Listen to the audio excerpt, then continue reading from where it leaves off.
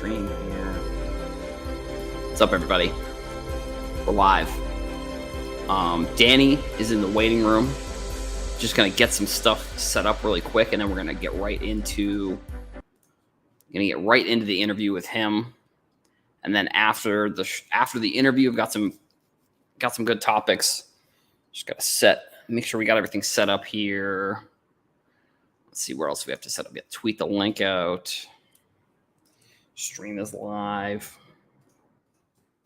Stream is live. There we go. Put YouTube real quick. Got some good stuff. Good stuff on today's show. Got a bunch of USA talk. Got World Baseball Classic, and then also USA Men's Soccer plays tomorrow, or depending on when you're watching this, they may have already played. But got that, and then we got. I mean, this was there was a ton of stuff, honestly. I have like a whole sheet of stuff topics that I feel like I'm not going to be able to get to everything. And I don't know. I'm not sure. I may do like a longer show today. And then, I mean, even Saturday might be a long show just because of all the topics. I'm just trying to find the thumbnail so I can make sure it's updated. There we go. Thumbnail's updated.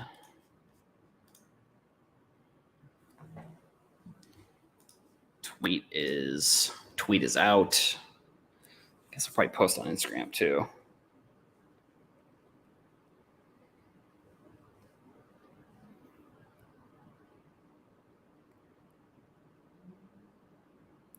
Pin. What do we want to do here? Well, we will Instagram story this. Hopefully, yep, there we go. Stream is live. All right. Let's see. Let me just make sure I pull up all the info that I need to pull up.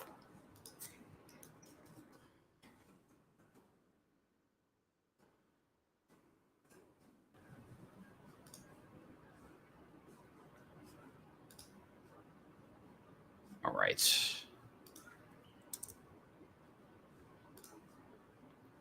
All right, so Danny, I'm going to bring you in now, and then we're going to get things started.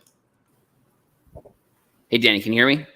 I can. How are you? Oh, good. How are you? Actually, I would hope that you'd be able to hear me, because then I would have just been talking to nobody for 10 minutes. But so that's definitely a good thing that you can hear me there.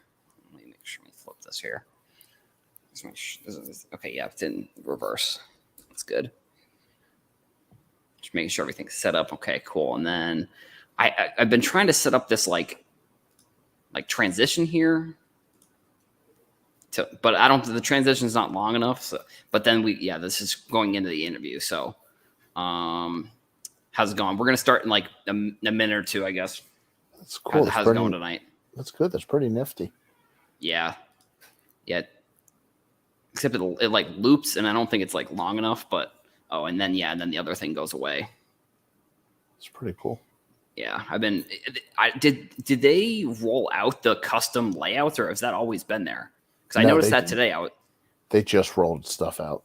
Yeah, honestly, it must have been like today, because I just noticed it and I was testing it out, and it's in the layouts they have actually are fine, kind of based on their like the capability that they have on the site, anyways. So, but yeah, either way, okay, cool. Let me just adjust this here. All right, and then get the intro going. All right. What's up, everybody? Welcome back to the show. My name is Adam. I am your host. If you're here on the stream, thank you for watching live. If you're watching on YouTube, make sure you hit the subscribe button and like button. I would really appreciate that. Or if you want to tweet out the stream, if you're watching on Twitter, Periscope, stuff like that, really appreciate that as well. We have another illustrious guest here on our weekday show. We have Danny Black from Baltimore Sports Collectibles, but also Hobby News Daily, which is something we're going to get into later on. Danny, how are we doing tonight? Good. Thanks for having me. I really appreciate being here, Adam. Absolutely. Danny and I work with Hobby Hotline. And then, like I said, Hobby News Daily, something we're going to get. Actually, I guess maybe we can get right into Hobby News Daily if that's something, if you're interested in kind of, you don't have to do like a full promo, but like definitely, Sure. let the audience know sort of what we got going on. Oh, and I also should have probably mentioned, so I'm doing a podcast with Hobby News Daily. I think that's probably how I should have introed that a little bit. But, and I started this morning, depending on when you're listening to it. It was Thursday, the 23rd. So if you're listening, I'll be doing Tuesdays and Thursdays. So yeah, just kind of give us some info on what Hobby News Daily is and what I guess I say what we have going on, I suppose. Yeah, no, definitely. The idea was there's so many great content creators, people of thought in our hobby, people that delve into some really cool topics. And I really wanted to curate that into one space, but also make it a daily refuge where you can come in every morning. You can get your morning cup of coffee. We call it the Hobby News Daily Morning Minute. And you are the host of that on Tuesdays and Thursdays. And we have Mike Jokum on Mondays, Wednesdays, and Fridays. And I mean, you two speak to what the site is, which is just, great talent. And we'll talk more later, but just really talented people in the hobby sharing thoughts and ideas and lots of fun stuff. Yeah, and in the site, I just put the link in the chat. So hobbynewsdaily.com. We have started doing the podcast. I think people are going to be starting to write soon. So is there like an official launch date for it? I know we've talked about it, but obviously let the audience know sort of when they can be looking for it. So April 1st is our official launch date. Typically, we're going to run updates Monday through Friday, but in honor of the launch, we're going to have a full weekend blowout for that weekend. It is right at opening day for the baseball season, the Mint Collective for the hobby, and our launch and the show in Chantilly. So we thought it was kind of a good crux of all these things happening in our world to come together at the same time.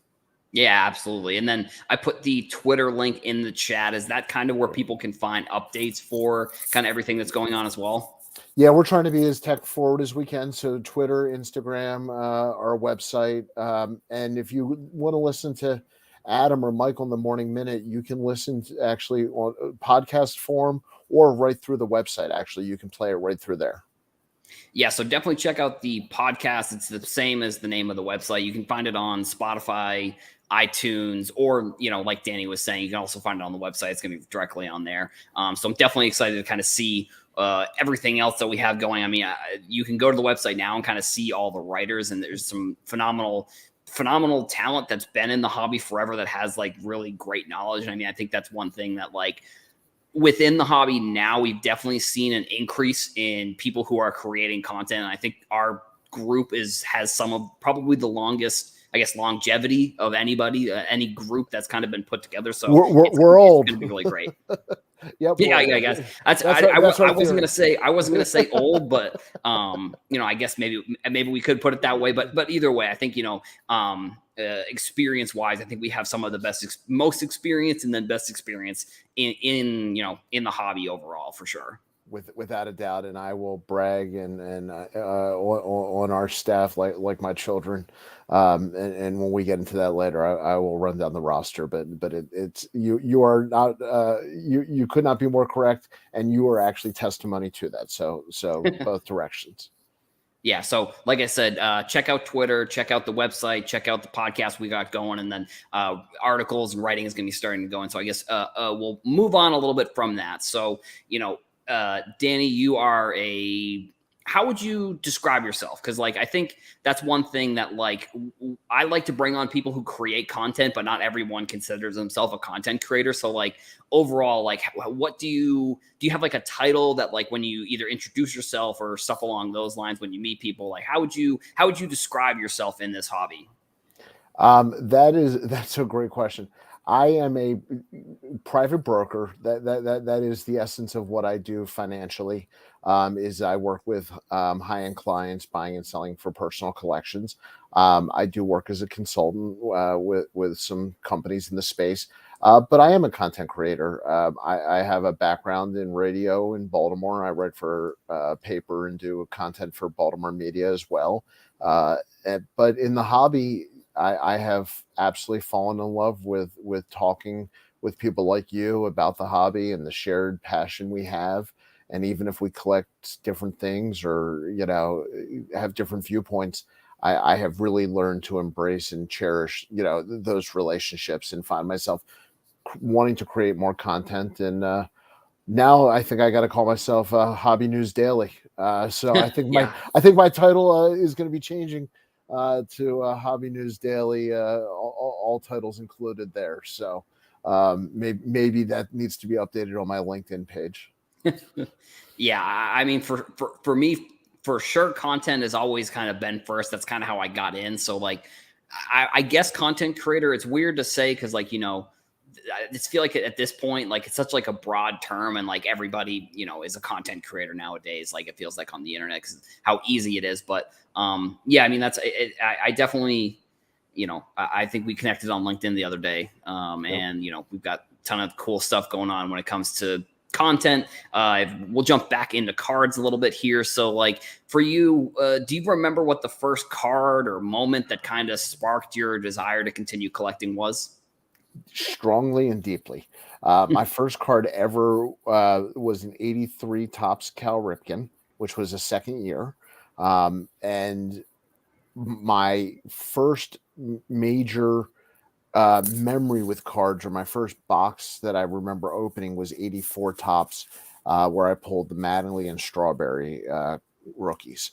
So very, very clearly, it was my first card, but the first card was bought for me and given to me. So that wasn't pack opened or anything like that. That was a birthday present. But the first packs I ever opened, the first box I ever opened, was 84 Topps. And then subsequently, I went back and opened a whole bunch of stuff before that. Right. Yeah. I mean, for me, it's like I feel like I have the story itself. I feel like changes all the time, and which card ends up being in the story. I remember. So I grew up on Cape Cod, and there used to be like a flea market.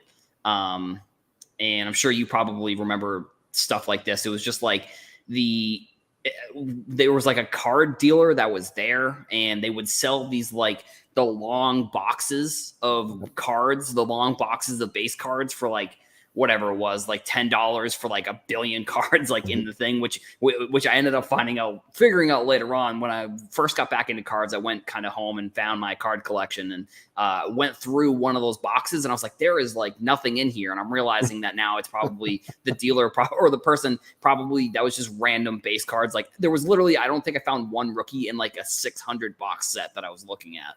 I think we call those now we call them mystery bags. Right. Yeah. Right. Exactly. Yeah. But I mean, luckily back then, those were like $10 for like a box. It was all like, it was like late 80s, early 90s, like random, like Fleer, like random, all the good stuff. Yeah. All the random stuff. Yeah. Exactly. That's the best stuff. The stuff that, what's his name? His name is, he does like the card art, like he cuts up the cards. I forget his name. I think it's Tim something. I forget off the top of my head what his name is, but it's basically all the cards that he would use if he's like making a new piece, which I'm gonna look that up in a second and make sure I give credit to that guy because he does some phenomenal work. But yeah, so I mean, as a kid, I think everybody has this story. Like as a kid, we were into sports cards, and then things, we went to high school, went to college, whatever, and then we kind of got back into it. Was that sort of the same thing for you, or did you find that you kind of just throughout your whole entire life, cards have been a part of it?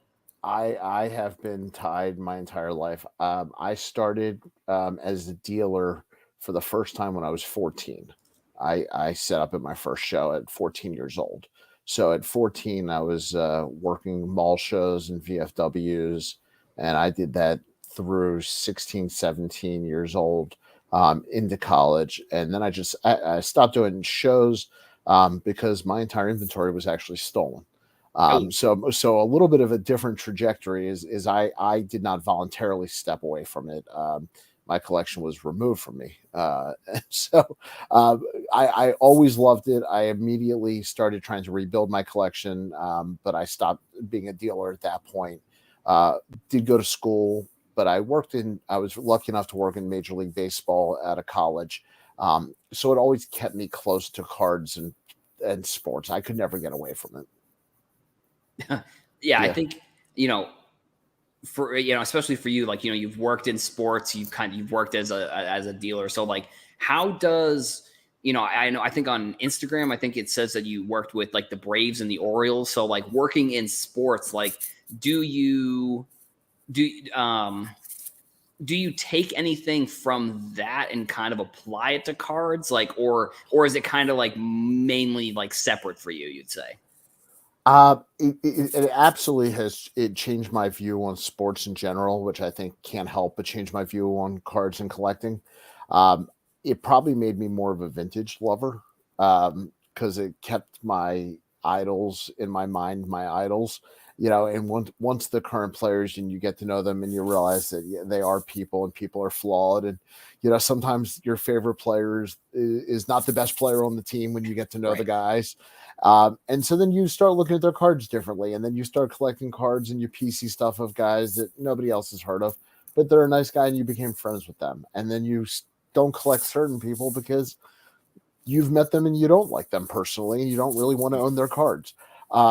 So there's some of that, but then there's also the prospect side of it. I love the minor leagues. I love prospecting. I love minor league baseball. And I definitely now take more into account the mentality, work ethic, a lot of the human nature elements of players if I'm projecting, in that situation, for my personal collection or professionally. I definitely look at them more as human beings and less as just numbers. Yeah. Yeah, I could see that. Oh, and also, so Tim Carroll Art, that's the artist that I was referring to Okay, that I found sure. on his Instagram. He does some phenomenal work. I mean, he's like just in general, like I think at the National, I think he did like I remember seeing him do one of the pieces that he did live. He has some like really cool stuff.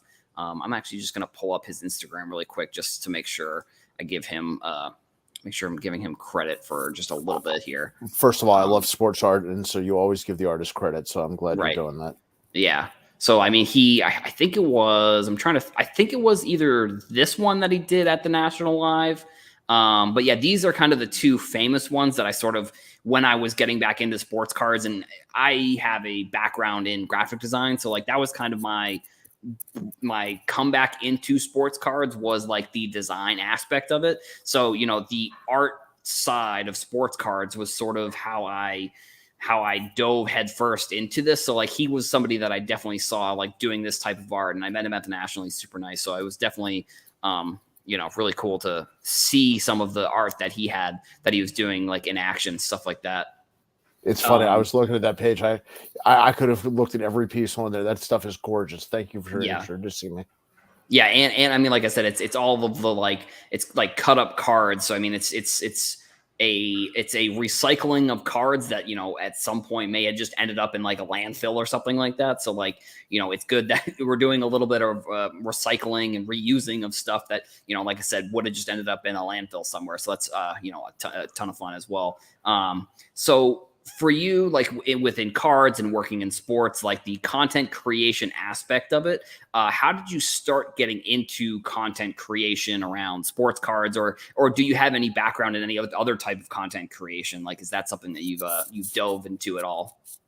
I think I did what you're not supposed to do. I knew nothing. I didn't know what I didn't know. I came from a radio background, and I said, you know what? Everybody's doing one of these podcast things, and I've done live radio, so it must be the same thing. And it wasn't. And being by yourself and not having an audience or a caller always, to play off of, was a different experience. So it took me a little while to get comfortable.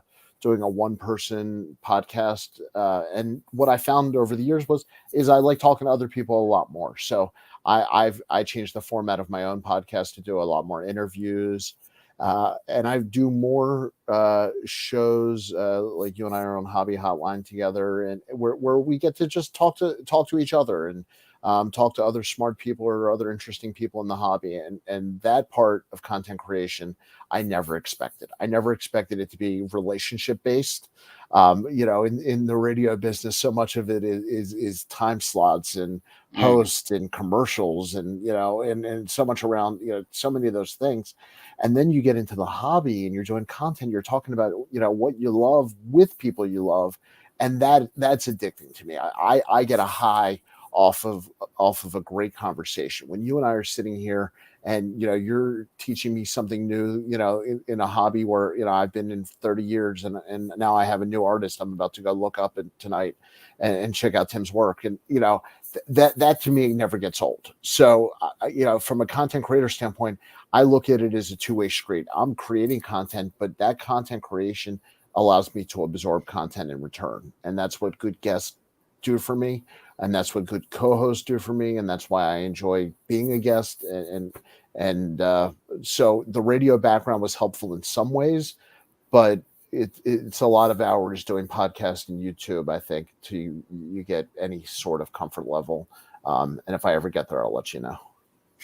Right. Yeah. I mean, for me too, I think you made a really great point there. I think like the learning aspect of cards is really, I mean, that's where, like, for me, I think when it comes to what I really love about cards is that like learning a new thing about cards is just like it seems like there are like endless amounts of things you can learn in the hobby. And I mean, that's, whether it's you're talking to somebody or you're talking to like I talked to Mike Summer, and he told me a really cool story about how he was, he used to read the Beckett magazine, and then recently he's been featured in a couple different Beckett articles. So it's like, it's cool to see the stories that are also being told kind of within sports cards. Cause I've said this on a billion different shows, but I think like we're writing sort of the story of cards right now. And like all the people who are creating content are, we're writing the story of what's going on now, maybe what's happened in the past. I mean, Dr. Beckett is a guy that we have that I've spoken to a bunch of times on Hobby Hotline. And I think he is just a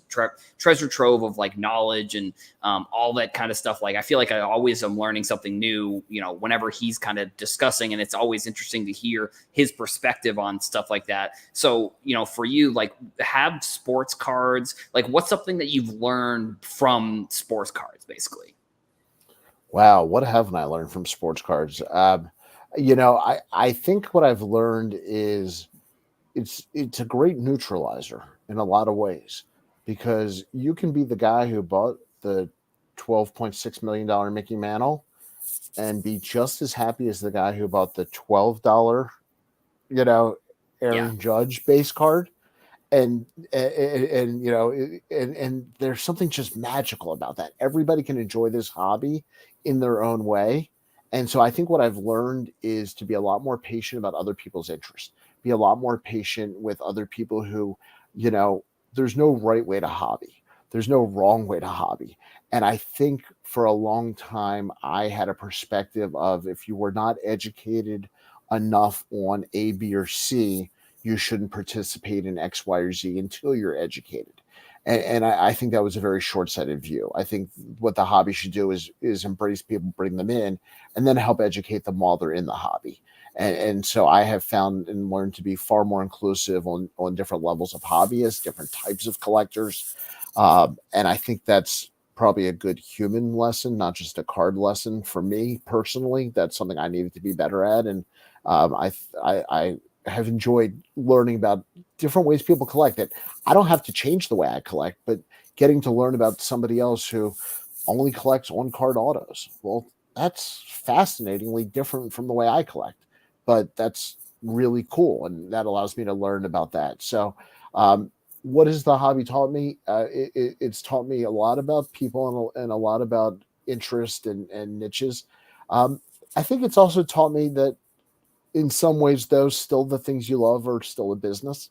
Even if whether you're buying a packet at your local card store or you're in the business itself, I mean, at some level, this is a big business, and just to have your eyes open, even while you do what you love, is something for me that I find is a part of my hobby world, is staying on top of, I guess, the backside and the business side also. Yeah, I think that last point you made there is really good. I think one thing about sports cards that's interesting, that like it's a business for a lot of people, and it's like a business that you really can do at almost any age. Like there's no age barrier to get in. You don't have to be any type of race. You don't have to be any type of education level. You don't have to be any type of age. Like I was saying, it's a phenomenal way, I think, to learn business. And, when it comes to business, there's, relationships, all that kind of stuff. And I mean, for me, that's sort of, I think, the one thing that I've learned the most is that, like, the relationships that you're making along the way are important, just from a person to person perspective, but also from a business perspective, because like you never know sort of who is watching or who is listening. I mean, I think a cool story actually recently, it wasn't recently, it was kind of like in the middle of the pandemic, someone reached out to me on Instagram, and they were saying how they bought a bunch of the Topps 2020 project cards because I was talking about them on TikTok. And like I said, it was just some random person that I never knew, that I didn't know that they watched the content. They didn't really like comment on any of the stuff. And I FaceTimed with them, and they're like, yeah, it changed. Like, I bought a bunch of the first few because I heard you talking about it. And like, I'm out of like all of this debt that I had and all this kind of stuff. So I was like mind blown. I was just like, I can't even believe that it's probably one of the only times that someone has said that. But like, at the same time, it was super cool. And I mean, even like at the National a couple times, like going up to people and like, it's always fun to meet people in real life after, we've had all these online relationships with people. Like, that was one thing at the 2021 National that like I enjoyed the most, was like meeting people and like and even, the other cool thing is like meeting people that you didn't even know knew who you were. So it's like, it's definitely fun. And so from a business perspective, is there anything that you would say, like, do you have any advice for somebody who's maybe looking to get into sports cards or trying to learn about the business a little bit more? My 12-year-old son has been going to card shows since he was 7. And he has learned more business skills at card shows. And you could not be more right to your point.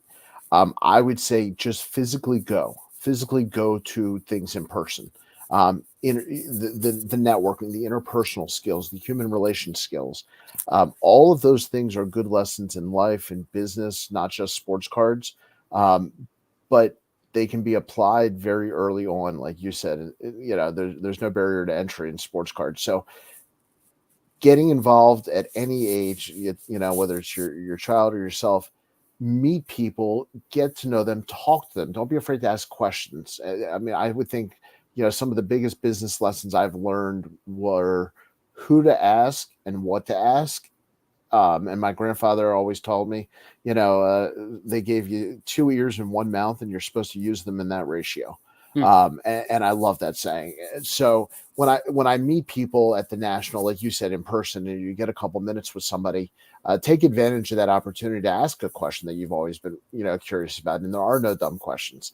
If you're thinking about it, so is somebody else. And I guarantee, the one thing I've learned in this hobby are most people want to lift each other up. And that's a really nice thing. Is that it doesn't matter if you see them on YouTube or on a magazine, or if you just run into them in person at the show. A lot of the people are going to be the same, and they will give you the time of day, and they will answer a question. And that's a business skill, is learning how to talk to those people who you think you may not be able to talk to. And the hobby brings it back to the cards. So you have that safe space. And that's really that safe space is really a lesson for life. So for whatever you're doing in business, you figure out how to create that common denominator of networking, and that's a human business skill. Right. Yeah, and I think from a business perspective too, this industry, probably more than others, just in an instant, it can just change so quickly. Like, it was like one random like Thursday night in the middle of December, and Fanatics came in over the top, and it's just like now they're like they're like the overlords of the hobby right now, and like and nobody really saw it coming. I mean, I'm sure people probably had a little bit of behind the scenes info, but like it's really just a business where you're always trying to have to adapt, and you're always learning, and there's always new stuff that you can kind of get into. So I mean, from your perspective, like, is there anything that you're looking forward to in the next, let's say 5 to 10 years? I know it's kind of far out, and maybe you could even bring it down and say 2 to 3 years, but probably like, what are you excited for in the hobby, like in the next few years? I think the merging of experiential and real life interactions with athletes is going to merge into the sports card memorabilia world, whether it's through a Fanatics partnership, insert, promotion. And I think we're going to start seeing a lot more of the things around the cards themselves, whether, tickets is the low hanging fruit. Everybody's in on tickets. But I think you're going to start seeing vintage press guides and media guides from, Mm. from famous reporters. You're already seeing from stuff from people related to the game. I mean, baseball card dorks, chase Cy Burger autographs. I mean, that never would have happened, decades ago. So I think you're going to start seeing more of this personal relationship that people are looking for, whether it's physically with a player or with, a card that represents that connection. I think it's going to be a much more emotional response to the cards. And I think the fanatics behind that's what they're looking to create, is that connection. So that, like I said, I think from the 30,000-foot view, that's really where it's headed, is much more in that direction to bring more people in and grow that pie they keep talking about. On a short-term view, I'm very much looking forward to Hobby News Daily launching. Right. Yeah, of course. Yeah. And I think too, like, you mentioned the Fanatics mentioning that they're trying to 10x the hobby, grow the pie, however you want to word it. And I think too that, those one-on-one experiences is really how you create like sort of diehard fans in a way. Like, I think even just from my perspective, all of the games that I remember going to, and it's not necessarily related to sports cards, but all the games that I remember going to as a kid, like, the interaction that I had with those players those are the games that I remember. Like, I remember going to spring training and meeting random, like Shea Hill, for this is sort of a specific example, but like I met Shea Hillenbrand and he's like, people probably have no idea who that is. He's like he was the third baseman for the Red Sox for a while. Yeah. And I had this like old Red Sox red hat, this old red Red Sox hat. And it was like, I wore it every single day and I wore it so much that it became orange. And, he like was joking about like how orange my hat was and how it was discolored. And it's like, I remembered those random moments like with those kids or as a kid. And I think that it's definitely going to be what I hope Fanatics is trying to maybe focus a little bit more on. I know that they have done the experiences and they do, Topps, not necessarily Fanatics, but Topps does like the experience, they do like the golden ticket. They do a bunch of other things, but I really would like to see them. And I definitely agree. I mean, you're still there, Danny? Yeah, no, I'm here and I'm agreeing with you. I love the idea of getting involved with the athletes. I think, hey, hold on. Hey, can you hear me? Yep, you're good. Oh, okay, sorry. I thought for some reason the internet must have kicked out there for a second. But yeah, so like the one-on-one experience, I at least that's what I hope they are focusing on. And I mean, so we'll shift back to you for a little bit. So like, what are like your collection? Like, what does it look like? Like, do you have like a PC or like, do you only flip cards? Like, what does the collection that you have sort of, and obviously it probably changes on a day-to-day basis, but like for the most part, like, what does it look like for you? It's funny. I actually don't share my PC often, but I'll give you a little glimpse. I'm very much a targeted collector, kind of a mini group. So completely dorking out. The Baltimore Orioles came from St. Louis in 1954.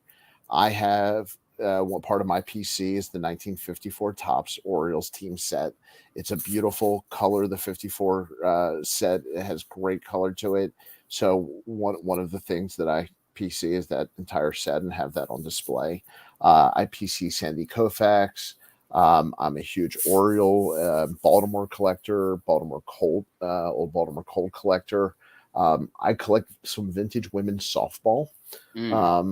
So if you want a Jenny Finch auto or Lisa Fernandez, which is a sticker auto, which drives me nuts on my Lisa Fernandez.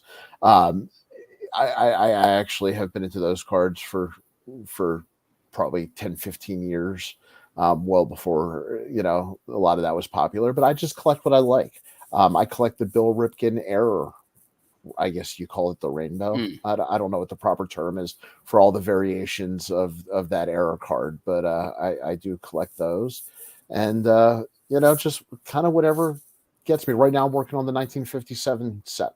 So right now, my big pet project is the 1957 top set, putting that together. So that's my personal collecting. And that gives me a nice reprieve from the business world, where I am going through other people's cards all day and dealing with their collections in a very different manner, where it's very, very dollar centric. My collection is very much for me. I used to work for the Braves, so the Greg Maddux. I have the PSA rookie, set register, and listen, I'll work to upgrade that eventually. It's not a high dollar thing, but that's just fun projects like that, or the stuff I do individually. Nice. Yeah. And so I got a couple other questions for you. So similar to that last question, what is a card that you have within your collection that means a lot to you? If you're willing to share, if you don't have one, that's a great question. No, that's an absolute great question. I just got one. I just picked up the 57 Topps Frank Robinson rookie for my 57 set. And being a Baltimore guy, and maybe just because it's new right now and I'm waiting for it to come back from PSA, and it's shipped today. So it's very top of mind, and I'm very excited. So I actually am getting the goosebumps talking about it. That's what happens when you have cards you love on their way back from PSA. I won't sleep well until that tracking number hits. So right now, right, it's either goosebumps or you're wiping cobwebs off of yourself. Right. You've been sitting there for so long, like waiting for your cards to come back. Exactly. It's one or the other. So the 57 Frank Robinson rookie. I'm very excited to finally have that in my collection.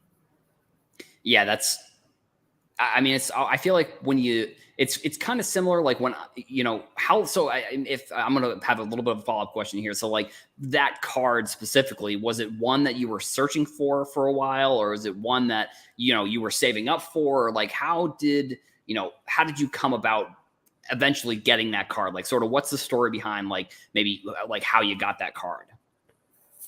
The collection that was stolen, I had certain cards that emotionally I was connected to, and they included all the Oriole retired Hall of Fame players and retired number of players. And so you're talking about Frank Robinson, Brooks Robinson, Earl Weaver, Jim Palmer, and Cal Ripken. And so for me, specifically replacing those cards was 30 years almost in the making. So there was a real final, like, I don't know if it was an emotional thing. I never quite pulled the trigger. I never quite did it. And then I finally pulled the trigger. So I think part of it is how much it means to me emotionally, and how important that card is. It's a Baltimore thing. It's a Frank Robinson rookie. It's part of that 57 set, which I just love the set for so many reasons. And I feel like now I can kind of go back and go ahead and get my Brooks rookie, and I don't care about the grades. I mean, you can always upgrade a card, but just having it in the collection, very, very cool on a personal level. Yeah, definitely. And I mean, I appreciate you sharing that story, because I feel like, like you said, you don't talk about your PC super often. I mean, for me, I guess, I don't know, my PC is sort of just like stuff that I don't end up selling. Like, I feel like it just ends up being like random stuff. Like, like I have like a bunch of like random, well, not random, but I have like a bunch of like Weston McKennie cards that I actually probably should start to sell, because now he's in the Premier League. But either way, I mean, yeah, it's definitely, I mean, like I said, thank you for sharing that story. I think that's, I feel like for most collectors, they have some sort of story like that. So like, I definitely want to try and get more people to tell stories about specific stuff, because I feel like sometimes content in the hobby can be very general. And I mean, I definitely find myself with that sometimes. So, but I think those specific stories are sort of what's great about the hobby, and because it's so different for everybody too. And you and I need to talk soccer cards more. As you're talking about Weston McKennie, I'm looking at my Vinny Jr. Red press proof here. We maybe offline we'll have to do a little negotiating and work out some deals here with the games coming up. I got some desk numbered stuff you might be interested in. Yeah, definitely. Yeah, because like I honestly like and I'll just quickly share this story, but like when I was first getting back into soccer cards, I just looked up. I literally was like looking up soccer cards and then like USA players and like because I didn't even know any of the players. Like that's the kind of the crazy part about like doing the research. Like I didn't even know who the player. I knew Pulisic. That was the only player that I really knew. But then I like looked it up and there was like a random article with list and McKinney was on there. And I was I was buying like McKinney Topps Chrome rookies for like I think I bought like 2 lots maybe from the same person for like 40 cards for like $30 at the time. So like looking back on it, like that Wow. was I mean it was I don't know if I'm like the leading Weston McKinney collector in the hobby, but like I must be up there because I literally have like 100 of his like base 2018 rookie Well, cards. if Mrs. McKinney calls, you'll know why. Yeah, right, exactly. Yeah, for sure. We got John coming into the chat saying hello. What's up, John? How we doing? Yo and John, hello. obviously another one of our co-hosts on Hobby Hotline. Phenomenal content creator, great podcast. Definitely somebody that I vouch for. One of the most stand-up guys you'll probably meet in this hobby. That I can't really. I don't know. Really know. Sometimes it's like hard to give someone enough props, but like I said, just one of the best guys in the hobby. So I got one last question for you. And It's a question that's probably kind of similar to what we were just talking about. As long as it's not about John Newman, that's okay. Yeah. No, it's so it's maybe a card that you haven't picked up for your collection yet, or maybe it's a card that maybe you have in your collection and sort of just it's in there. So like, what would you consider as like your dream card? 1933 Moberg, the Gaudi Moberg. I have owned that card probably 18 times, and I've bought and sold it, and I've never let myself keep it. I think like you, sometimes you end up, your PC ends up being what you don't sell, and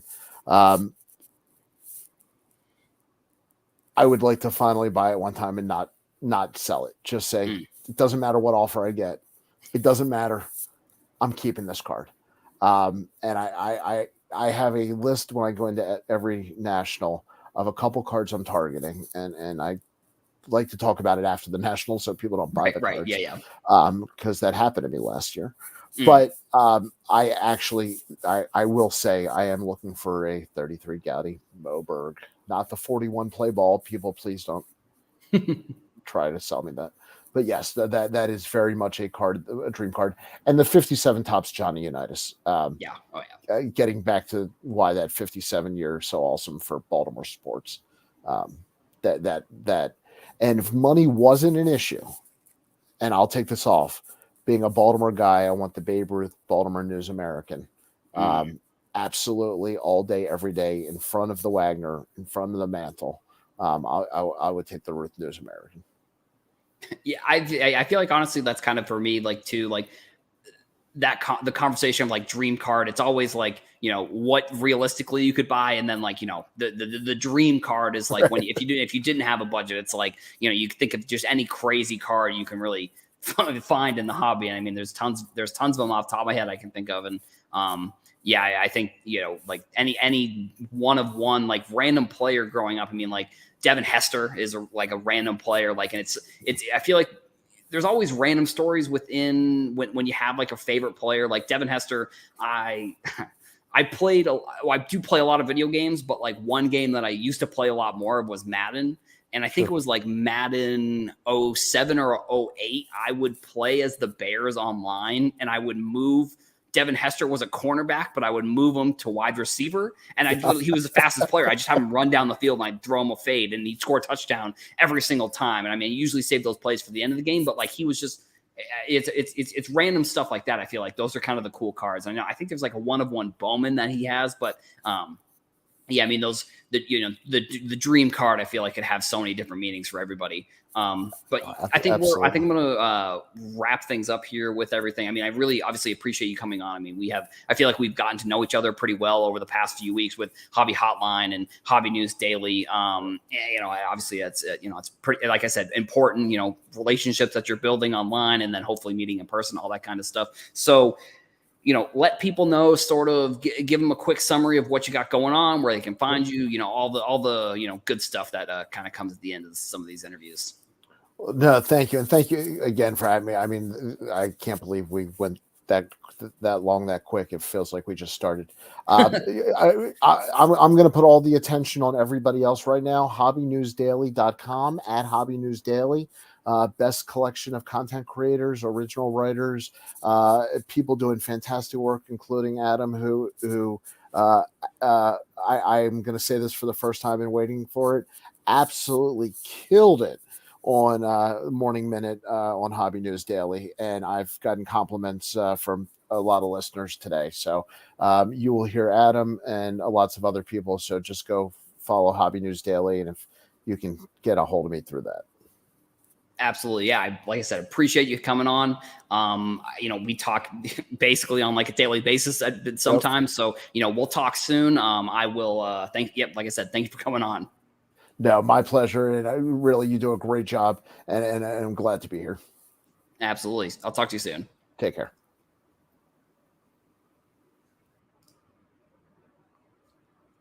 Yeah. I mean, like, Danny's awesome. Phenomenal guy. I think he's in the back. I think he's still in the backstage. I don't want to like kick him out, but like I'm going to be continuing the show. I think I did that with Mike last time where he was in the backstage for a little bit.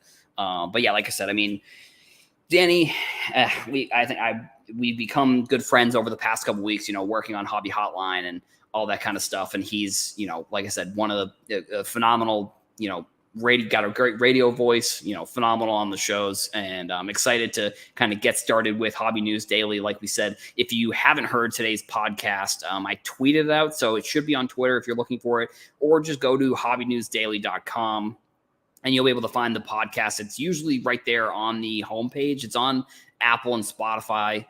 You'll be able to find it. So yeah, I'd appreciate, go checking that out if you like. If you want to hear more of me, I mean, I'm sure anybody that's in the chat or is probably, I'm guessing they're fans. I mean, I hope they are, if you're coming to live streams, all that kind of stuff. So, yeah, we're going to go move on to some of the other topics we've got for today's show. So first, I do have to just make an adjustment to my layout really quick because I kind of had a little bit of a quick start and I wasn't fully able to get everything set up. So the first topic we are going to be talking about on today's show is the World Baseball Classic. Record attendance. I mean, I don't even know really.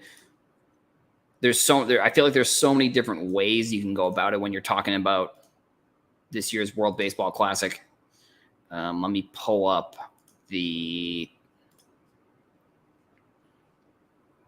got the card here.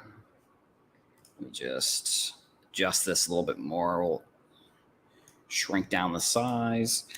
Actually, then we're going to go to Twitter. We're going to tweet this out, and then we'll get right into it here. So now pull this up.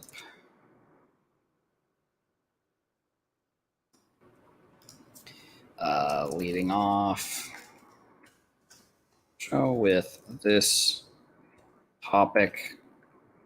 Jump to the chat. I haven't put any call to actions really. I always do this too. Here we go. We have the link saved, so I'm not going to waste time searching for the link every single time I need to tweet about it. Okay. Perfect.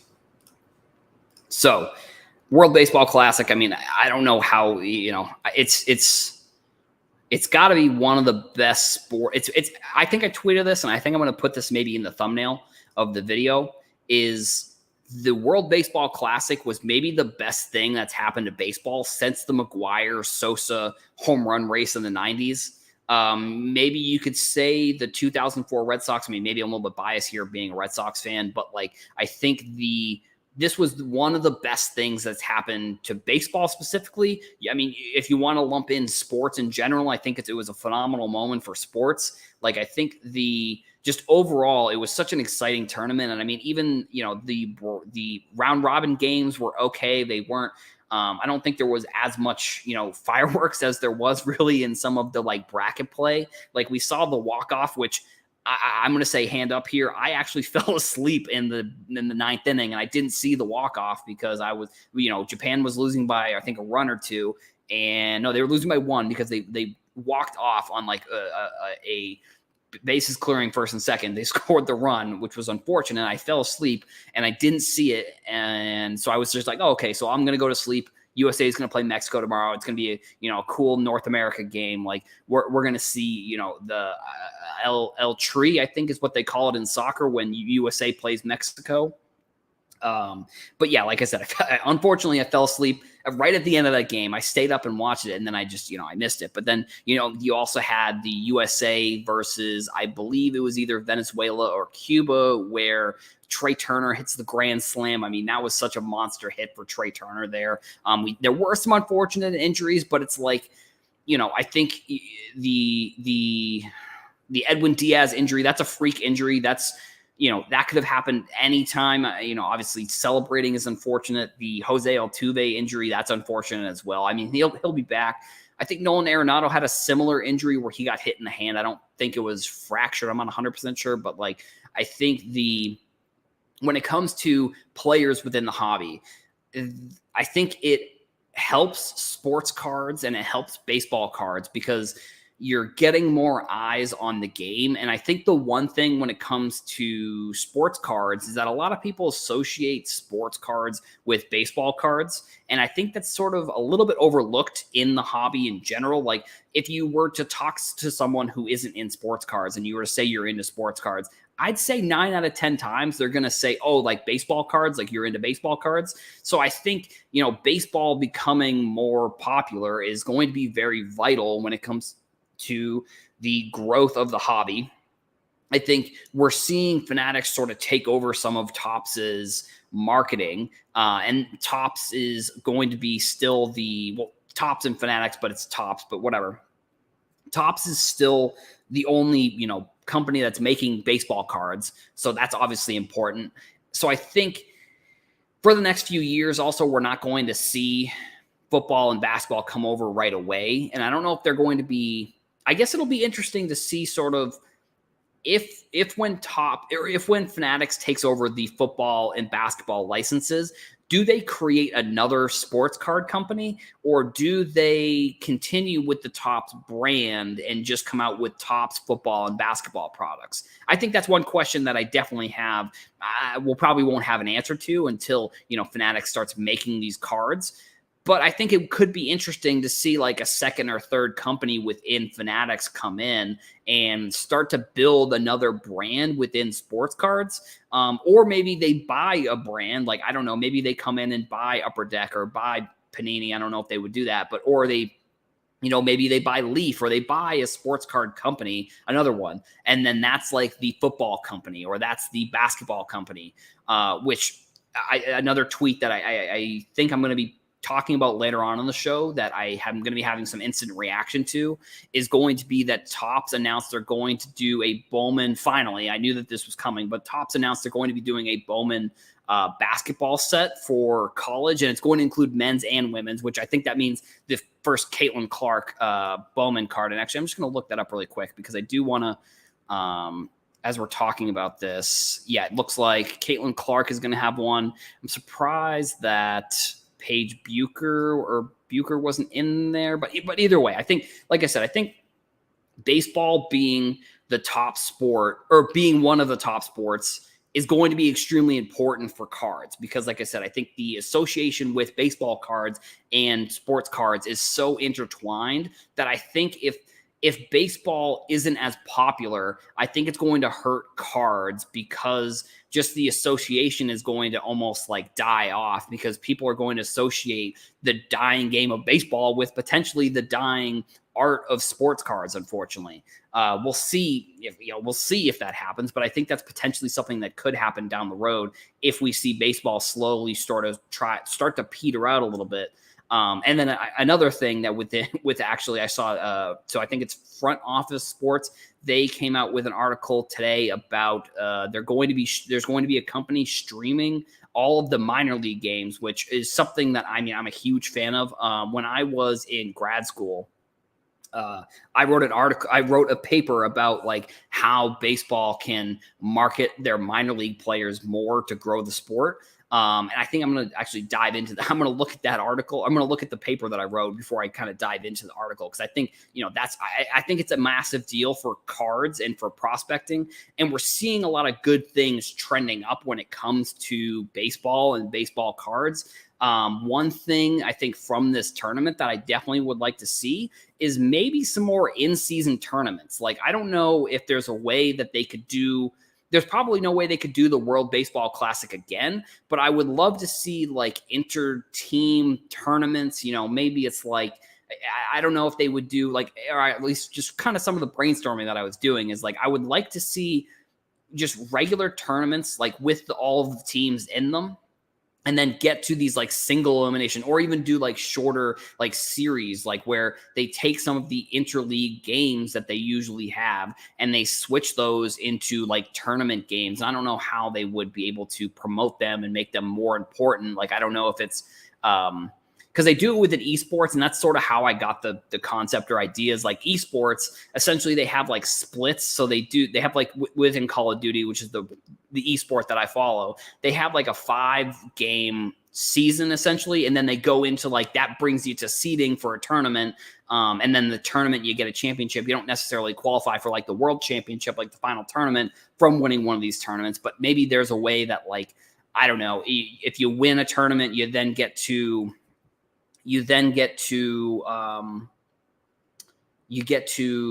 host the All-Star game, or you get to host the draft, or you get to do something that's kind of cool around these types of tournaments. Because I just think that I feel like there's lightning in a bottle here with the 1-game tournaments. And I feel like baseball, if they were to implement them, I know they're doing a lot of rule changes, but like I said, I just think that baseball itself should figure out a way to implement these 1-game tournaments, or these like 1-game elimination finals, or something along those lines in the season, to bring a little bit more eyeballs onto the sport. Because like, sure, baseball is interesting because it's one of the only sports.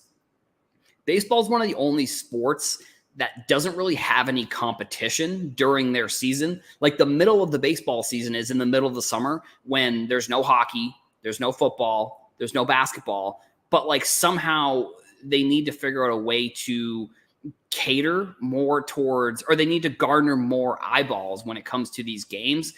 And it is like the sport that has the most amount of games. So it's like the game itself, like individual games, maybe matter a little bit less than it does within basketball or within hockey. I mean, football, obviously, 16-game season, you're playing once a week, every game, and same with college football. Every game is so important.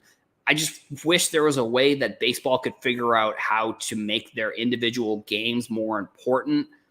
Maybe it's less games. I don't think that the owners would ever do that, unfortunately. Maybe it's in-season tournaments. Maybe it's more like all-star game type things where they do, maybe it's division all-stars, or it's like, I mean, even if it's like they turn, maybe here's an idea. Maybe instead of the all-star game, they do something similar to what like the NHL did, where it is a short tournament, like a single elimination tournament within the divisions. So like they figure out a way, like whatever the top division is, maybe they get a bye or something.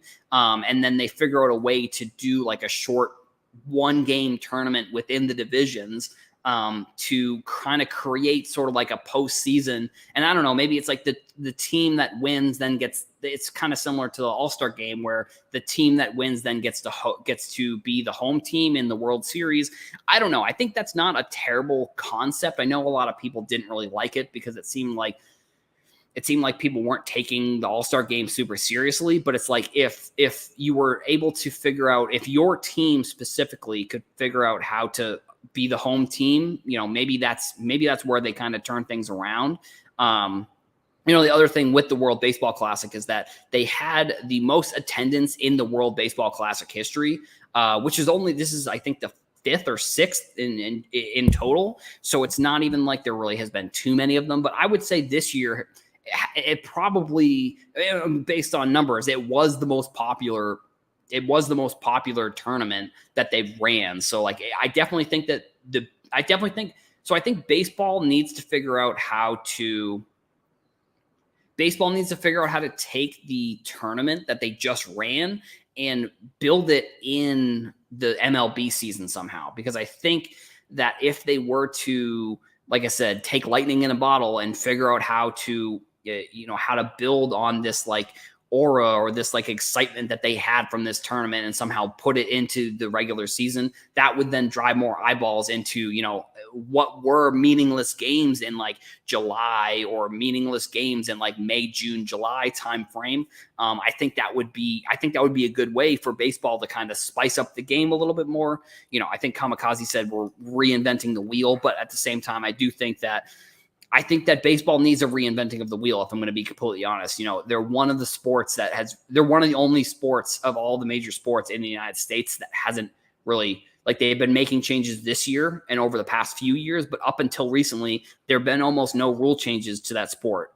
And I think that they need some rule changes, and I think they need some reinvigorating of the sport in general. So I'll definitely, going into this season, I'll be excited to see who are the top names, and if they're, if it's a Randy Arozarena or if it's, if it's Shohei Ohtani. I mean, he's obviously the biggest name probably in the sport.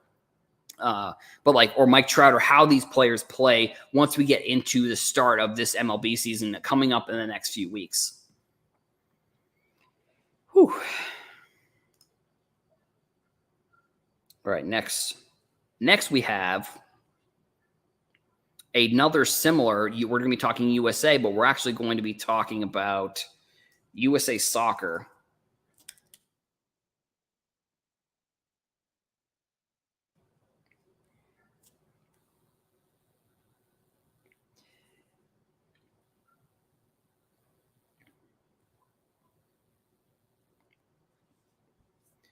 Let me...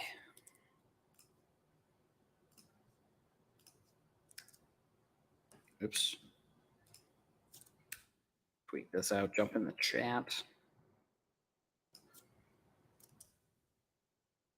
Oops, nope. Tweet.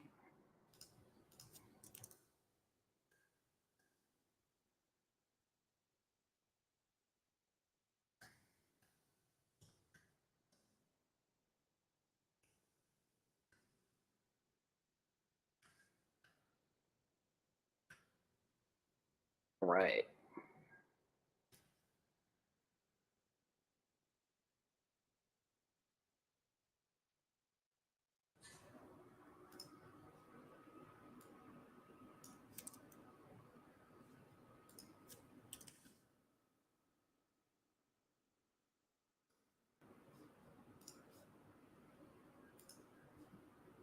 All right, so U.S. men's national team have a couple games. Depending on when you're watching this video, they may have already played their Friday night game, but they also have a game on Monday. These are part of the CONCACAF Nations League, and honestly, it was a little bit confusing. Like when I was looking it up, I was kind of confused about what these games were. So this was a season that started last year, and essentially it is like a pool of 41 teams. And there's like 3 divisions. And this is maybe something where if you're not into soccer, your eyes are going to roll over into the back of your head here because it is a little bit confusing. And there is a lot of like intricate, nuanced things that have to go into soccer here. But so there are 3 divisions, USA being in the A division, or A league is what they're calling it. And then there are 4 groups within the A league. And then there's 3 teams within each of those. So we have 2 games coming up. If we win, I think both of them will move on to what is the new formatted bracket that they have. And this is the same tournament that they won, I believe, the last time against Mexico, where they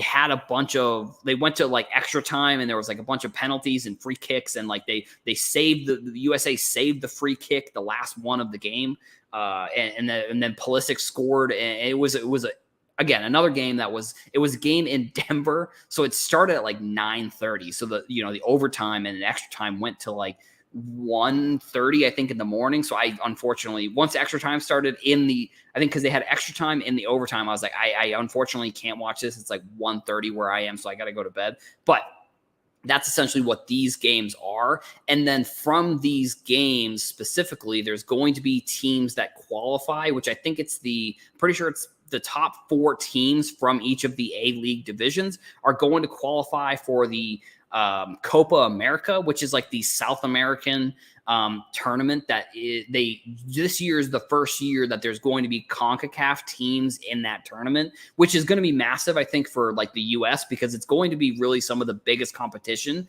that they're going to have, because since we are hosting the World Cup coming up in 2026, we automatically qualify for the tournament. So unfortunately, our games that we're going to be having are all going to be like friendlies and like smaller tournaments that we're really going to have to take pretty seriously if we're going to be ready for that tournament in 4 years.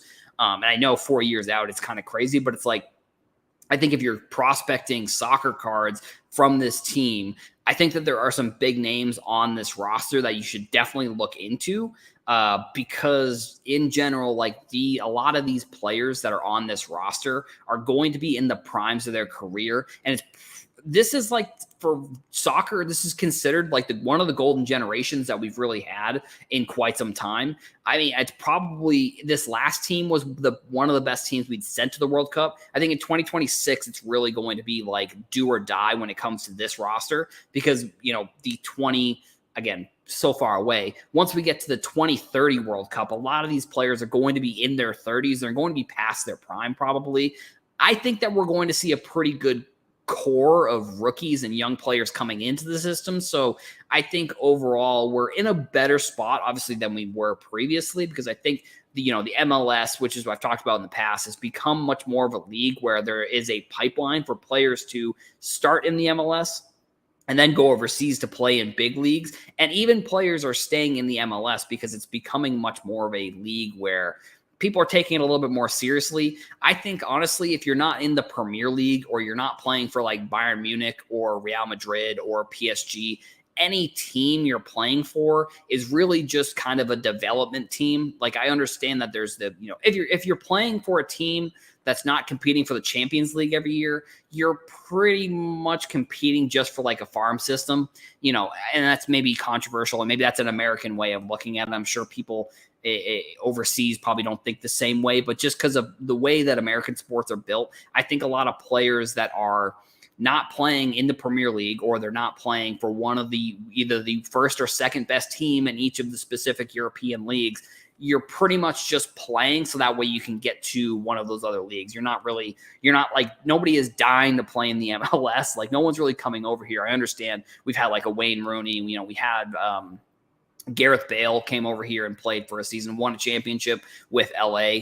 Messi is rumored to come over here, but overall, I think the MLS is much more of it's a much better pipeline for players to play in and then go overseas. So if you have a local team, it might be worth looking at some of the young prospects on that team. And I think specifically on this roster, it's pretty much the same roster that we had in the World Cup. I mean, some of the big names, they have the new coach, but the Ricardo Pepi is probably the one name that I'll be most interested to see how he plays. I think Daryl Dike is another one that has sort of bounced from the MLS.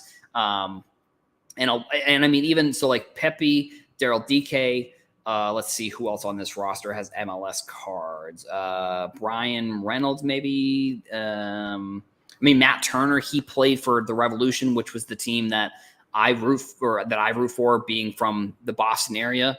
So, he's another player that went overseas. Now he plays for Arsenal and is like the starting goalie there. That's pretty good. I think Arsenal's I think there might be first in the Premier League this year. I'm pretty sure they are. But yeah, then you got like Horvath, which was the goalie from he had to step in because Zach Steffen got hurt, and Horvath had to step in and actually saved. And that's how we won the Nations League last year or the previous time against Mexico. And then McKinney is obviously a guy, if you listen to any of my content, you know that I love him. And then Brendan Aronson's another big name. But like I said, I think Ricardo Pepi was a player he was a player that was in a lot of the marketing for the U.S. leading up to the World Cup. And unfortunately, he didn't make the roster. I don't exactly know what happened, really, but like he played in the MLS. I believe he played for Dallas. And then he went overseas, and I guess maybe he didn't find his footing or didn't really fit the system that they were trying to build. And so, unfortunately, he hasn't had the best luck when it comes to his career recently. So it's going to be interesting to see sort of how he develops. He's one of the youngest players on that team, to be honest. So like, I don't know if he's like in danger. Well, not in danger, but I don't know if he's going to be coming back to the MLS or if like he is pretty much set in stone. He's just going to find his way throughout some of the European leagues or some of the leagues out there before maybe he moves to a bigger club. But we'll see. I mean, they're the games. I think we play El Salvador. Let me pull up the schedule actually, just so we can take a look. Like I said, depending on when you're watching this, one of the games or both of the games, depending on when this YouTube video comes out, may have already happened. Let me just zoom in here. Yeah, so these are the two other teams that are in our division. Let's see. So, Granada, we'll be playing them. And I think if we win these two, we'll get first in our division. And because that's kind of the way that it works with these is like, it's kind of similar to the World Cup where it's like the first team gets like the first four teams all play the second team from different divisions. But then I also think that those top four teams, I'm pretty sure they end up getting to play in the Copa America as well. And then the interesting thing about this league too is that like I think the teams that don't qualify, they get relegated to the League B, and then the top teams from League B that are playing then get relegated up for the next set of tournaments. So that's sort of maybe the confusing thing. Like we don't really have relegation here in the United States, even though I think potentially we maybe should. But there's no way owners would ever do any type of relegation. I mean, I think relegation is one of the things, in my opinion, that makes soccer kind of dramatic. I mean, we saw like with Wrexham, I think is like the team that is owned by Ryan Reynolds and the guy from Always Sunny. And I think, no, sorry, they're not Wrexham. It was, I forget which team it was. It was one of the teams in the Premier League, but it was the one that had the Netflix show where in one of the seasons, like they're fighting for that relegation spot and trying not to get relegated. So I think there's a lot of cool things within soccer that I wish that some teams or some sports within the United States would use. I don't know if they necessarily will, but I do think it would be interesting. And I think that these games are definitely going to be ones to check out if you're into the team, if you're into the players on the team. I definitely suggest checking out the next couple games that are coming up.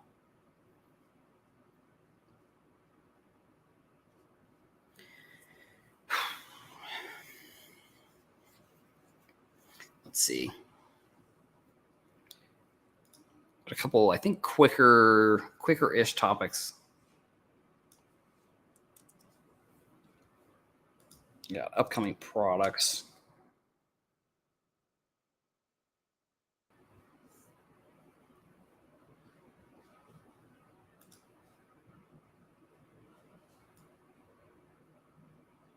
See how this looks if it's larger. Yeah, there we go.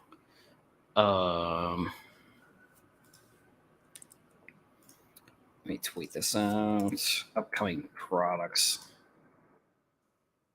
Oops, no. Back to Twitter.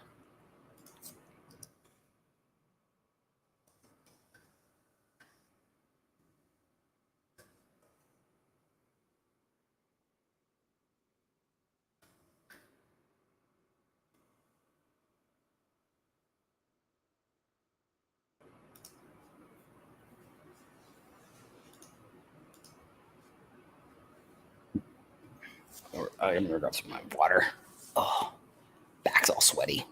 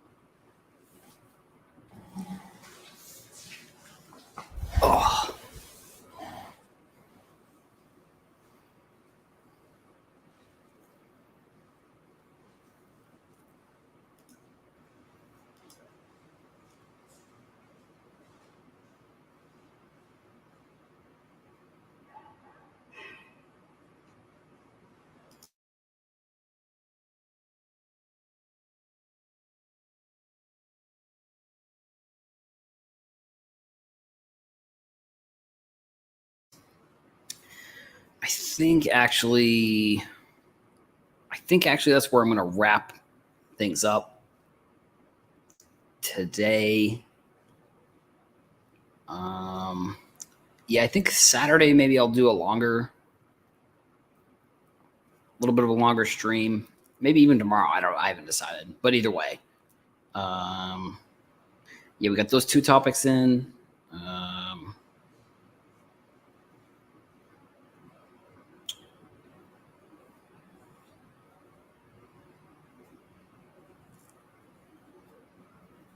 But yeah, thank you everybody for watching. Let's see. That's all I got.